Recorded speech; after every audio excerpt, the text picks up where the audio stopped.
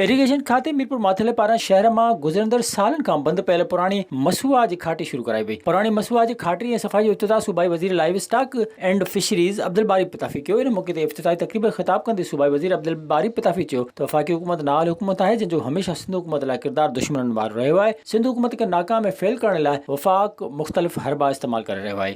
Federal government Nile तरीन government है ऐं जेका मथे गवर्नमेंट वेठी है ऐं बाक़ी सूबनि में भी उन्हनि जा इतादी वेठा आहिनि ऐं सिंध में उन्हनि जी मुखालिफ़ असांजी पाकिस्तान पीपुल्स पार्टी जी गवर्नमेंट आहे ऐं उहे कोशिशि कंदा आहिनि त कंहिं तरीक़े सां असां हिननि खे फेल कयूं ऐं हिननि खे मुख़्तलिफ़ प्रोजेक्ट न करण ॾियूं, हिननि जा पैसा कटौती कयूं ताकी हीअ डेवलपमेंट न कराए सघनि।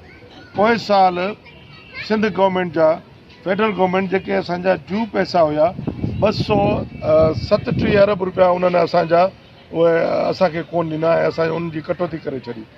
ऐं हिन साल पहिरें क्वार्टर में हीअ जेके 3 महीननि जो क्वार्टर थींदो आहे, पहिरें क्वार्टर में फेडरल गवर्नमेंट असांजा 65 अरब रुपयनि कटे वरिता आहिनि ऐं 65 अरब रुपया उन्हनि असांखे घटि ॾिना आहिनि। इन मौके ते irrigation engineer Mirpur Mathelo Khurshid Khokhar, DHQ अस्पताल जो MS डॉक्टर सादिक शाह, मुख्तियार शाह, शहबाज अली शाह, SDO वकाशाणी, डॉक्टर अल्ताफ सुमो, मंजूर चढ़ड़ ऐं ॿिया पिणु मौजूद हुआ। विजिट कयो अवामी आवाज़ मीडिया ग्रुप की वेबसाइट awamiawaz.pk।